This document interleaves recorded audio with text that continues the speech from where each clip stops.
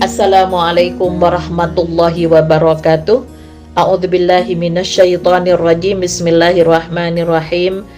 Alhamdulillahilladzi khalaqa kulla syai'in faqaddarahu taqdira wa huwallazi ja'ala al-laila wan nahara khilfatan liman arada ayyadzakkara aw arada syukura. Wa asyhadu an la ilaha illallah wahdahu la syarikalah wa asyhadu anna Muhammadan abduhu wa rasuluhu la nabiyya ba'dah. Pemirsa dan pendengar yang dirahmati oleh Allah, perempuan di zaman Rasulullah sallallahu alaihi wasallam tidak ketinggalan untuk menuntut sebagian hak-haknya. Tuntutannya pun bermacam-macam, di antaranya tuntutan agar khitab Allah, perintah dan seruan Al-Quran tidak hanya kepada laki-laki, namun juga ditujukan untuk perempuan. Sebelumnya ayat-ayat Al-Quran diturunkan kepada Rasulullah sallallahu alaihi wasallam dengan khitab yang mengarah kepada laki-laki tanpa menyebutkan perempuan, seperti ya ayyuhalladzina amanu. Kemudian datanglah seorang perempuan yang bernama Ummu Imarah al-Ansariyah kepada Rasulullah sallallahu alaihi wasallam menanyakan hak khitab yang diarahkan kepada perempuan dalam ayat-ayat Al-Quran. Ia berkata kepada Nabi sallallahu alaihi wasallam, "Aku tidak melihat segala sesuatu di dalam Al-Quran kecuali untuk laki-laki, dan aku tidak melihat perempuan sedikit pun disebutkan dalam Al-Quran." Kemudian Allah Subhanahu wa Ta'ala mendengar dan mengabulkan permohonan Ummu Imarah al-Ansariyah dengan mengutus Jibril untuk menurunkan wahyu kepada Rasulullah sallallahu alaihi wasallam yang khitabnya mengarah kepada laki-laki dan perempuan. Sehingga dari apa yang dipertanyakan oleh Ummu Imarah al-Ansariyah kepada Rasulullah sallallahu alaihi wasallam ini menjadi sebab turunnya Quran surat Al-Ahzab ayat 35. A'udzubillahi minasyaitonir rajim. Innal muslimina wal muslimat, sesungguhnya laki-laki dan perempuan yang muslim, artinya yang tunduk patuh kepada aturan-aturan Tuhannya, wal mu'minina wal mu'minat, laki-laki dan perempuan yang beriman, wal qanitina wal qanitat, laki-laki dan perempuan yang tetap dalam ketaatannya, artinya ketundukan kepada Tuhannya itu berdasar atas keimanan kepada Allah, sehingga dipegang kuat untuk senantiasa berkomitmen dalam ketaatannya. Wassadiqina wassadiqat, laki-laki dan perempuan yang benar. Jadi siddiq selalu bersikap benar kapan, di mana, dan kepada siapapun. Setidaknya ada 5 macam bentuk siddiq. Yang pertama, sidqul hadis, benar perkataan. Dalam keadaan apapun, seorang muslim muslimah akan selalu berkata yang benar, baik dalam menyampaikan informasi, menjawab pertanyaan, melarang, dan memerintah ataupun yang lainnya. Yang kedua, sidqul muamalah, benar pergaulan. Seorang muslim muslimah akan selalu bermuamalah dengan benar, artinya tidak menipu, tidak khianat, tidak memalsu sekalipun kepada non-muslim. Orang yang benar dalam muamalah itu tentunya akan dijauhkan dari sifat sombong dan riya. Yang ketiga, sidqul azam, benar kemauan. Sebelum memutuskan untuk melakukan sesuatu, seorang muslim muslimah harus mempertimbangkan dan menilai terlebih dahulu apakah yang dilakukannya itu benar dan bermanfaat. Apabila sudah yakin benar dan bermanfaat, dia akan melakukannya tanpa adanya keraguan. Yang keempat, sidqul wa'ad, benar janji. Apabila berjanji seorang muslim muslimah akan selalu menepatinya, sekalipun dengan musuh atau anak kecil. Sebagaimana sabda Rasulullah sallallahu alaihi wasallam dalam hadis yang diriwayatkan oleh Ahmad, "Man qala li sabiyyin ta'ala haka summa lam yu'tihi fahiya kadhibatun." Barang siapa yang berkata kepada anak kecil, "Mari kemari, saya beri korma ini," kemudian dia tidak memberinya, maka dia telah membohongi anak itu. Ingkar janji itu termasuk salah satu sifat kemunafikan. Yang kelima, sidqul hal, benar kenyataan. Seorang muslim muslimah akan menampilkan diri seperti keadaan yang sebenarnya. Dia tidak akan menipu kenyataan, tidak memakai baju kepalsuan, tidak mencari nama, dan tidak pula mengada-ngada. Sebagaimana sabda Rasulullah sallallahu alaihi wasallam dalam hadis riwayat Muslim, "Al-mutasyabbi'u bima lam yu'takala bisi saubai zurin."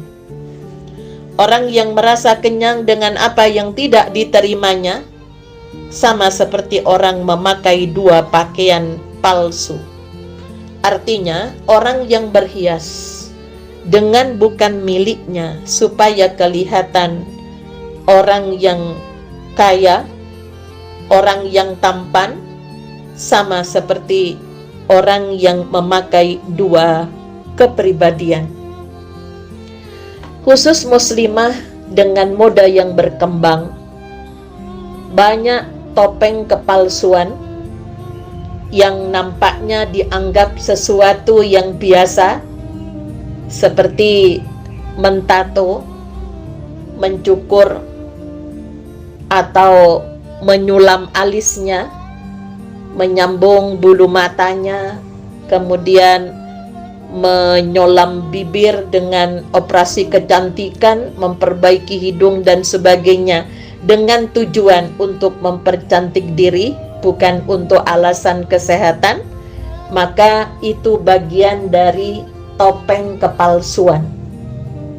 Nah, untuk itulah pada Quran surat Ali Imran ayat 6, "Alladzi yusawwirukum bil arham." Allah yang membentuk rupa sejak dalam rahim. Maka bagi muslimah merawat diri diimbangi dengan inner beauty, kecantikan yang muncul dari hati, bukan kemunafikan. Itulah yang harus ditingkatkan. Hindari kepalsuan-kepalsuan yang ada pada diri kita, karena semua itu akan diminta pertanggungjawaban di hadapan Allah Subhanahu wa Ta'ala. Kemudian was-sabirina was-sabirat, laki-laki dan perempuan yang sabar. Sabar artinya menahan dan mengekang, yang berarti menahan diri dari segala sesuatu yang tidak disukai karena mengharap ridha Allah. Kalau kita memperhatikan di dalam Al-Quran yang terkait dengan sabar, maka ada 6 sabar. Yang pertama, sabar menerima cobaan hidup. Dalam Quran surat Ali Imran 155 sampai 157, cobaan hidup baik fisik maupun non fisik akan menimpa semua orang, baik berupa lapar, haus, sakit, rasa takut, kehilangan orang yang dicintainya, kerugian harta benda. Itu akan dialami oleh yang namanya manusia. Yang kedua, sabar dari keinginan hawa nafsu. Hawa nafsu menginginkan segala macam kenikmatan hidup, kesenangan, dan kemegahan dunia. Allah mengingatkan kita pada Quran surat Al-Munafikun ayat 9. Ya ayyuhalladzina amanu la tulhikum amwalukum wala auladukum an dzikrillah wa may yaf'al dzalika faulaika humul khasirun. Wahai orang yang beriman, janganlah harta-hartamu dan anak-anakmu melalaikan kamu dari mengingat Allah. Barang siapa yang membuat demikian, maka mereka itulah orang-orang yang rugi. Yang ketiga, sabar dalam taat kepada Allah Subhanahu wa ta'ala.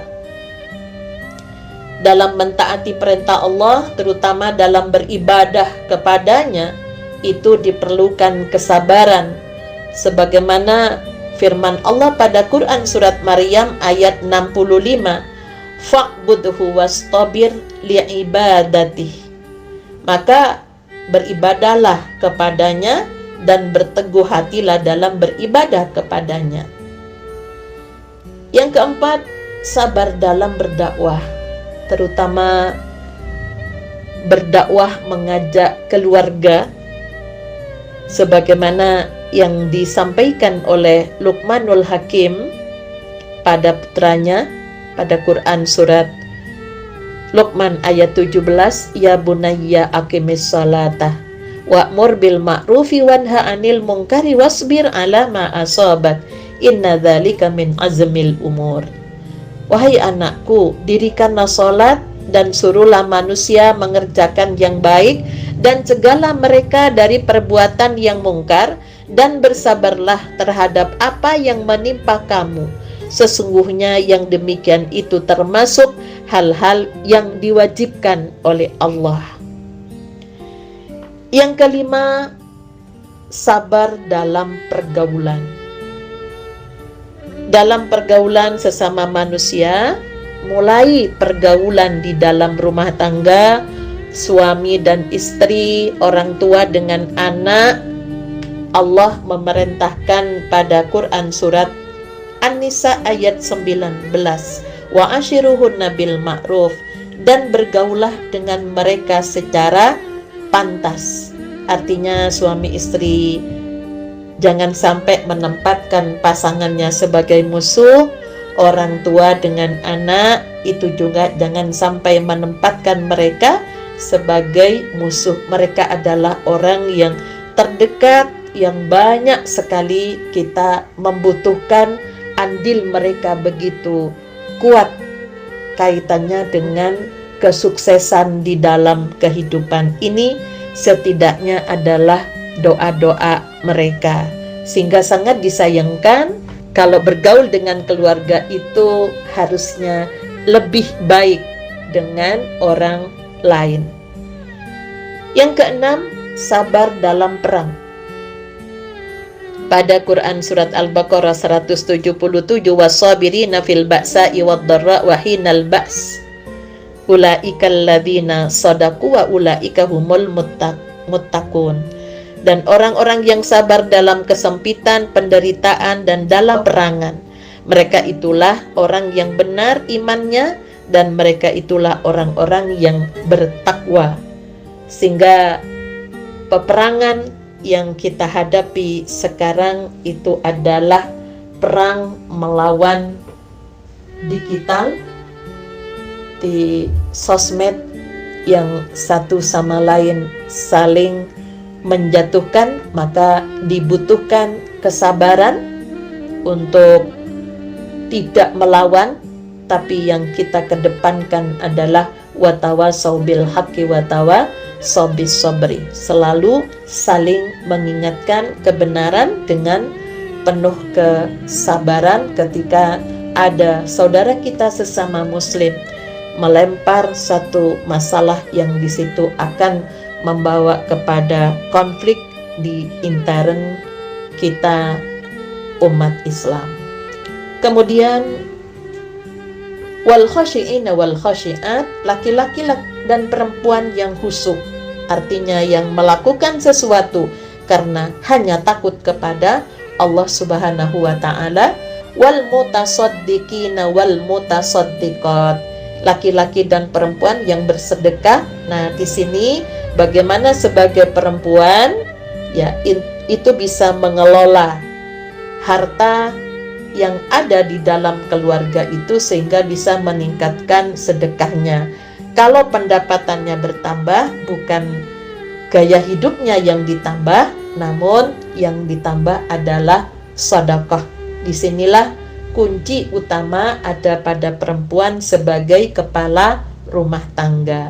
Wassaimina wassaimat, laki-laki dan perempuan yang berpuasa.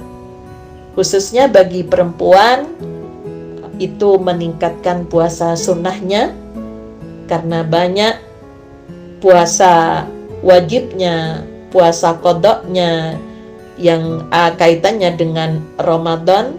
Di sini banyak rusak nilai-nilai puasa itu karena keteledoran perempuan di dalam menahan diri dari hal-hal yang berkaitan dengan ghibah. Wal hafidhina furujahum wal hafidhat, laki-laki dan perempuan yang memelihara farjinya, artinya tidak melakukan zina. Yang namanya perzinahan sekarang sudah menjadi hal yang dianggap biasa. Untuk itu mari kita jaga, terutama sebagai perempuan. Jadi hafidhat itu bukan hanya sekedar hafal 30 juz dari Al-Quran, tapi bagaimana memelihara kehormatan dan harta suami, memelihara perintah-perintah Allah, itulah yang dimaksud dengan hafid dan hafidhah. Wadzakirinallaha katsiran wadzakirat, dan laki-laki dan perempuan yang banyak mengingat Allah, maka Allah berjanji a'addallahu lahum maghfiratan wa ajran azima. Allah telah menyediakan untuk mereka ampunan dan pahala yang besar. Jadi pahala yang dimaksud itu adalah nilai yang diberikan oleh Allah, baik secara kualitas maupun kuantitas. Pemirsa dan pendengar yang dirahmati oleh Allah, bagi kita khususnya perempuan, apabila kita sudah berupaya semaksimal mungkin meyakini bahwa tidak ada perbedaan penilaian di mata Allah berkaitan dengan ketaatan kita, maka janji Allah pada Quran surat Al-Ahzab ayat 36, wa ma kana lil mu'mini wa la mu'minatin idza qadallahu wa rasuluhu amran ayyakuna lahumul khiyaratu min amrihim wa may ya'sillaha wa rasulahu faqad dhalla dhalalan mubina. Dan tidaklah pantas bagi laki-laki yang beriman dan perempuan yang beriman apabila Allah dan Rasul-Nya telah menetapkan suatu ketetapan akan ada pilihan yang lain bagi mereka tentang urusan mereka. Dan barang siapa mendurhakai Allah dan Rasul-Nya, maka sungguh dia telah tersesat dengan kesesatan yang nyata. Inilah salah satu bentuk syukur yang harus kita kuatkan, khususnya bagi perempuan, di mana Allah telah memberikan adanya khitab yang ditujukan kepada laki-laki maupun perempuan di dalam ketaatan kepada Allah Subhanahu wa taala. Nasrun minallah wa fathun qarib wa basyiril mu'minin. Walhamdulillahi rabbil alamin. Assalamualaikum warahmatullahi wabarakatuh.